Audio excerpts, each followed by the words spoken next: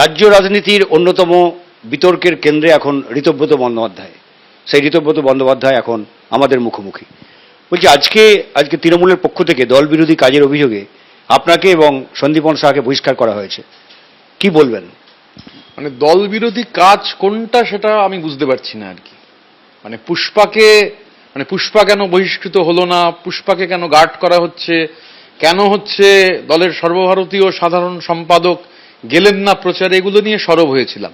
অনেকে সেদিন বলেছিলেন ভাই বহিষ্কার হয়ে যেতে পারো। তো স্বাভাবিকভাবে এটা আমার কাছে ক্লিয়ার নয় যে মানে কি কারণে বহিষ্কার করা হয়েছে। কি পুষ্পাকে সেদিন যে বলেছিলাম, মানে যেহেতু সাধারণ সম্পাদক বলেছিলেন যে পুষ্পা চেয়েছে যে হবে কি বলে একটা ইলেকট্রিক ক্রিমেটোরিয়াম চাইছে, 4 তারিখের পর প্রচুর ডেড বডি, হার্ট অ্যাটাকে হচ্ছে মানুষ মারা যাবে, তাদের ক্রিমেট করতে হবে।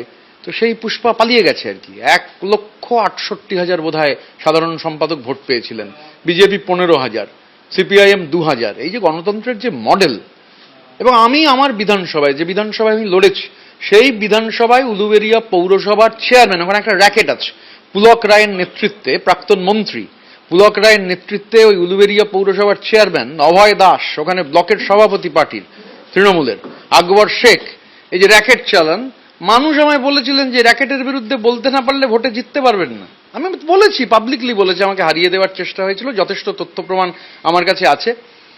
ডে অফ ইলেকশন হচ্ছে আমার এজেন্ট সইয়ের গডমিল করে দেওয়া হয়েছে, বসতে পারেননি, সরব হয়েছি, বলা হয়েছে পরে ব্যবস্থা নেবে। কোনো ব্যবস্থার কোনো বিষয় নেই। এখন মানে কোনটা দল বিরোধী?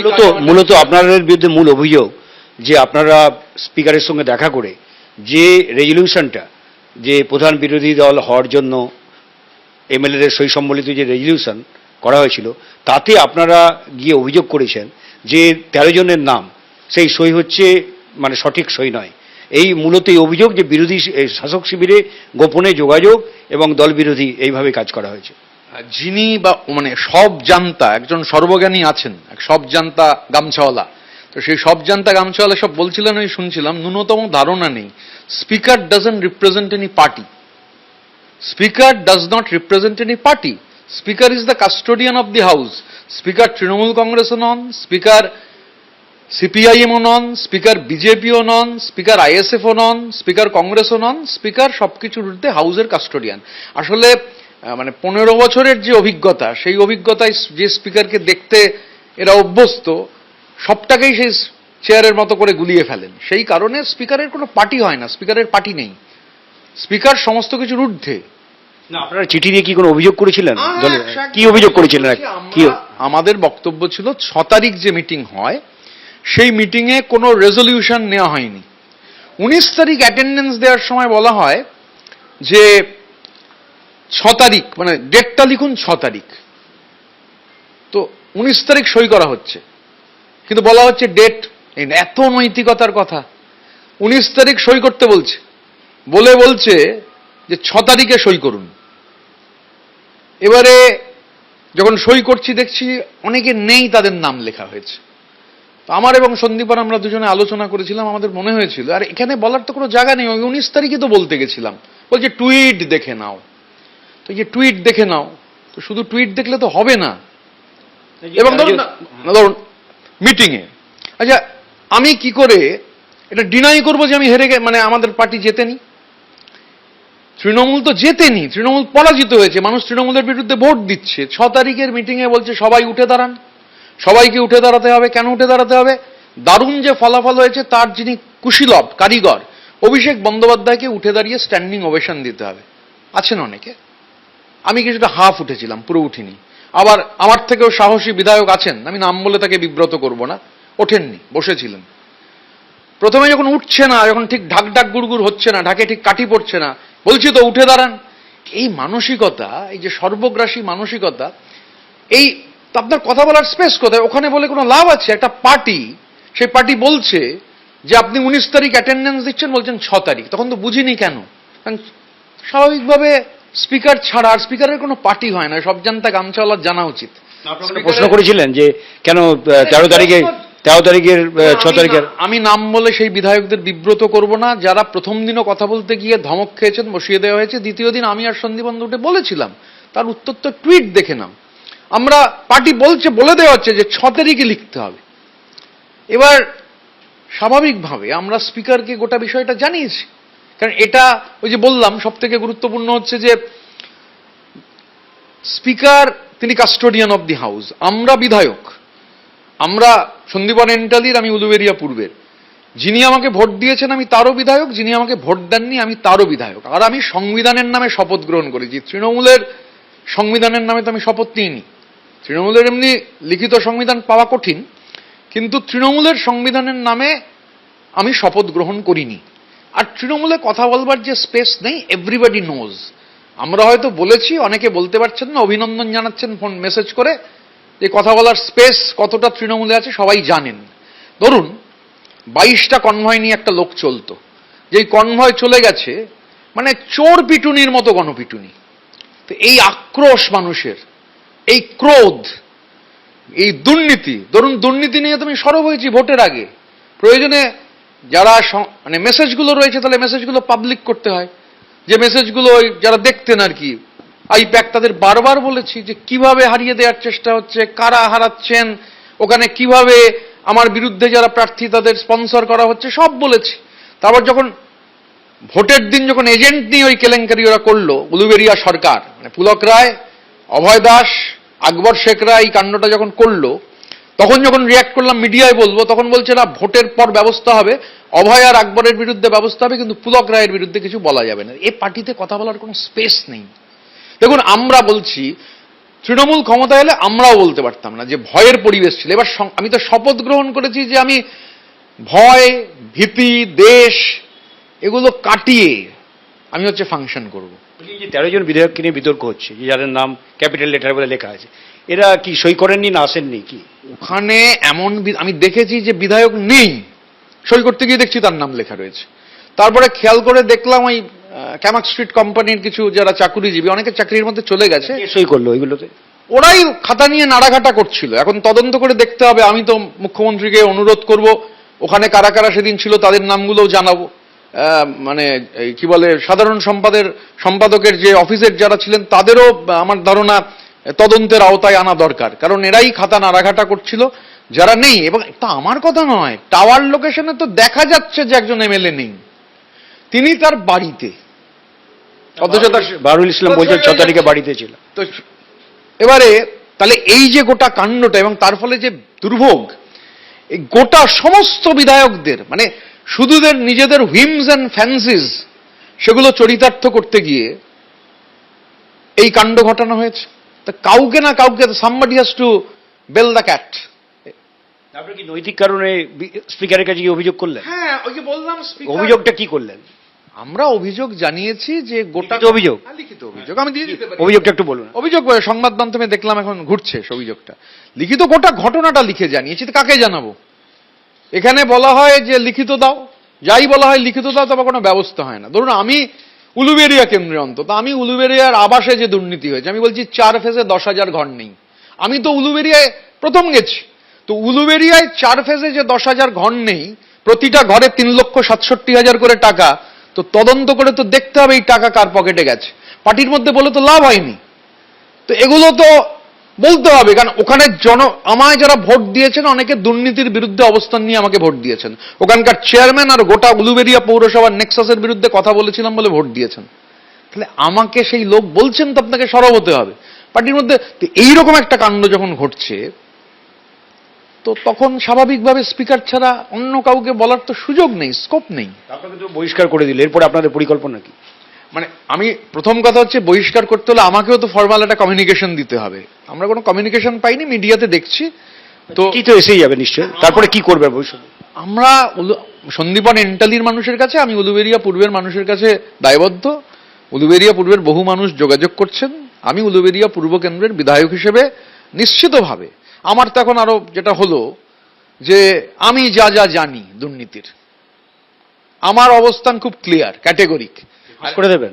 ফাঁস কেন করব? তদন্ত চাইবো। ফাঁস করার কোনো প্রশ্ন উঠছে না। ফাঁসের কি আছে? আমি তো এজেন্সি নই। তো এজেন্সি ঠিক করবে। আমি এই যে অভিযোগটা করছি উলুবেড়িয়া পৌরসভায় 10,000 ঘর চুরি হয়েছে, এটা আমার অভিযোগ। তদন্ত তো করবেন হচ্ছে কাস্টডিতে নিয়ে, প্রয়োজনে তদন্ত করতে হবে। কারণ বিরাট, আর আমার নাম ধরে আমি পরপর নাম বলে দিতে পারি যে ঠিক টেন্ডার হয়নি, ঠিকাদারদের হাতে সব দিয়ে দেওয়া হয়েছে। তা আমার কাছে বহু এরম তথ্য আছে। এমনি প্রথম কথা, বহু এমএলএই, নাম বলে তাদের আবার বিব্রত করবো না, অনেকেই বলেছেন যে এই সরকার বদলের ফলে একটা কৃতদাসত্ব থেকে মুক্তি পাওয়া গিয়েছে। এবার আপনি যদি বলেন কেন বলেননি, বলার আমার প্রাণের ভয় আছে। তৃণমূল গভর্নমেন্টে থাকবে আর আমি তৃণমূলের বিরুদ্ধে বলবো, আমার সে ক্ষমতা নেই।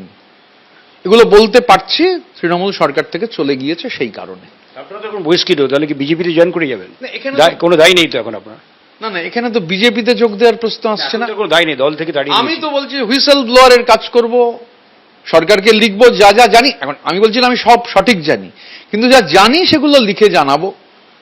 ধরুন আমার কাছে যা তথ্য আছে সেই তথ্যগুলো দেবো, সরকারকে অনুরোধ করব তদন্ত করার। আর উলুবেড়িয়াটা প্রায়োরিটি, উলুবেড়িয়া পূর্বের মানুষ বলছেন আর কি, যে রাজ্যের বিভিন্ন প্রান্তে পিডব্লিউডির কাজ হয়, তার সিমেন্ট কেন উলুবেড়িয়া থেকে যায়, তো তদন্ত করে তো দেখতে হবে, তদন্তের আওতায় তো আনতে হবে, করতে হবে। আরেকটা জল্পনা চলছে যে একসঙ্গে বেশ কিছু বিধায়ক, 20-25 জনের একটা বিধায়ক, তারা দল থেকে বেরিয়ে গিয়ে আলাদা কোনো দল করতে পারে, তাতে আপনি একটা অগ্রণী ভূমিকা। যদি আপনাকে বহিষ্কার করে দিলে আপনি তো আর দলের কেউ থাকছেন না, এরকম কোনো জল্পনা এরকম একটা শোনা যাচ্ছে, 25 জন 20 জন এরকম আলাদাভাবে বেরিয়ে একটা তারা আলাদা কিছু করতে পারে। আপনার কাছে কি খবর আছে? গতকাল মিটিংয়ে আমি আর সন্দীপন যাইনি। আমি যাইনি কারণ ওই গিয়ে স্ট্যান্ডিং ওভেশন দিতে পারবো না। বলবে উঠে দাঁড়ান, হাততালি দিন, অভিষেক বন্দ্যোপাধ্যায় যে পরিশ্রম করেছেন এবং যে বিপুল জয়, আমরা তো হারিনি। আচ্ছা কি করে শুনি বলুন তো? তাহলে আমরা জিতলাম কি করে? 80 জন, আমি ছাড়া আরো 79 জন জিতলো কি করে? আমরা হারিনি, আমরা 80টা সিটে জিতেছি, আরো 100 সিটে হারিয়ে দেওয়া হয়েছে। আর এই গোটা জয়ের যিনি কারিগর, এই উঠে দাঁড়িয়ে স্ট্যান্ডিং ওভেশন, একে কথা বলা যাবে না, উঠে দাঁড়ালেই মুখঝামটা খেতে হবে, তো স্কোপ নেই, সেই জন্য সময় নষ্ট হবে বলে আমি কালকে মিটিংয়ে যাইনি। এবার ঘটনাচক্রে বাকি একটা পার্টি 4 তারিখ হচ্ছে রেজাল্ট বেরিয়েছে, তো আত্মসমীক্ষা তো পার্টিতেও দরকার। 1 মাস হয়নি, 60 জন বিধায়ক তারা হচ্ছে গতকালের মিটিংয়ে যায়নি, যা শুনছি। অনেকে বলছেন আবার 17-18 দুটো সংখ্যা বাড়িয়ে দিয়েছে, আমি তার মধ্যে যাব না, কিন্তু যা বলছে আপনি নাকি বারণ করেছেন অনেককে। তাহলে তো বলতে হবে আমি সাংঘাতিক শক্তিশালী, আমি বারণ করলাম আর 60 জন বিধায়ক গেল না, তাহলে তো টেরিফিক ব্যাপার। আমার মধ্যে আপনার ফোন গেছিল মিটিং এর মধ্যে, হ্যাঁ, অনেক বিধায়কের কাছে। তাহলে এখন মিটিং এর ফোন গেছিল কিনা তাহলে কল রেকর্ড চেক করলেই পাওয়া যাবে। তাহলে তদন্ত করে দেখা হোক, আমাকেও তদন্তের আওতায় আনা হোক, কোনো সমস্যা নেই। সবাইকেই তদন্তের আওতায় আনা হোক। স্যাংটিটি অফ দি হাউস, স্পিকারের চেয়ার আক্রান্ত, তো স্বাভাবিকভাবে যারা এটা আক্রান্ত করেছেন তাদের দায়ী নিতে হবে। এই আপনারা স্পিকারকে চিঠিটা দিলেন, আজকে মুখ্যমন্ত্রী সেটা বলেই দিলেন আপনার নাম ধরে, এটাকে আপনি কিভাবে দেখছেন? বাইরে তিনি বলে দিলেন প্রকাশ্যে। তা আমরা চিঠিতে পাবলিক তদন্ত হচ্ছে, তো পাবলিক ডোমেনে আসবেই। আর আমরা তো বলিনি যে ওখানে আমাদের নাম গোপন করে চিঠি দিচ্ছি, আমরা তো আমাদের নামে সই করে চিঠি দিয়েছি। আবার বলছি, চেয়েছিলেন এটা হোক, বাইরে আসুন। না, তদন্ত হোক। এবার তদন্তের কোর্সে এটা বাইরে এসছে, তার মধ্যে তো কোনো সমস্যা নেই। কিন্তু আপনি যখন নৈতিকতার একটা কথা বলছেন, পাশাপাশি এটাও তো অনেক মহল থেকে বলা হচ্ছে যে একটা দল যখন কঠিন সন্ধিক্ষণে, তখন আপনারা সেই দলের হয়ে জিতে আপনারা একটা শাসক শিবিরের সঙ্গে গোপনে যোগাযোগ, সেখানে দলের একটা রেজলিউশনে কি হয়েছে সেটা স্পিকারকে জানিয়ে দিলেন। তো এটাও তো একটা বেইমান বলে আপনাদের বিরুদ্ধে প্রচার হতে পারে, বিশ্বাসঘাতক বলে প্রচার হতে পারে। কিভাবে কাউন্টার করবেন এটা? এটা কিন্তু প্রচার হবে না, একটা অর্গানাইজড প্রচারের মেশিনারি আছে, থাকতেই পারে, থাকা ভালো, মাইনে করা লোকজন আছে। যে এজেন্সি কাজ করতো তাদের সব বড় কর্তারা বিদেশে ছুটি কাটাতেই পারেন, তার মধ্যে কোনো সমস্যা নেই। ক্যামাক স্ট্রিটের বহু সাধারণ ছেলে মেয়ের চাকরি চলে গেছে, মেসেজ দেখাতে পারি, দেখলে ব্যাকডেটে রেজিগনেশন দেওয়া হয়েছে। তৃণমূলের একটা ব্যাকডেটের কালচারে যেটা আছে বুঝতে পারছি, যে সব ব্যাকডেটে করতে হবে। আর আমরা আবার বলছি, স্পিকারের পার্টি হয় না, এটা একটু ভালো করে তো জানতে বুঝতে হবে, বেসিক পলিটিক্যাল আইডিয়া। গাক করে চিৎকার করলেই স্পিকারের পলিটিক্যাল পার্টি হয়ে যায় না।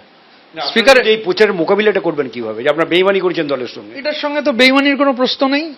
কাউকে না কাউকে হচ্ছে বেড়ালের গলায় ঘন্টাটা বাঁধতে হতো। ঘটনাচক্রে আমি আর সন্দীপন বেঁধেছি। আরো কেউ আসবেন আপনাদের সঙ্গে? সেটা তো আমি বলতে পারবো না। কেউ আসবেন কি আসবেন না সেটা সময় বলবে কেউ আসবেন কি আসবেন না। কোনো যোগাযোগ চলছে অন্যান্য, যেটা বলছেন যে অনেকেই ক্ষুব্ধ, অনেকেই আর কেউ যোগাযোগ রাখছে আপনাদের সঙ্গে? অ্যাসেম্বলিতে গেলে অনেক বিধায়কের সঙ্গে দেখা হয়, যেদিন যাই দেখা হয়।